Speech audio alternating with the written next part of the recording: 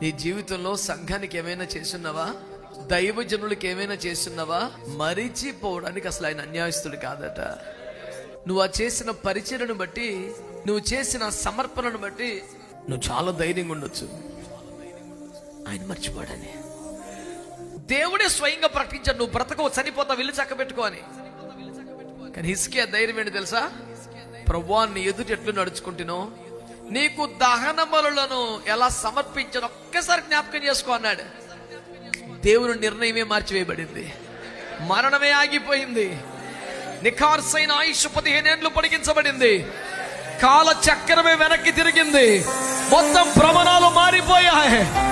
ఎంతైనా చేసే నమ్మదగిన దేవుడు.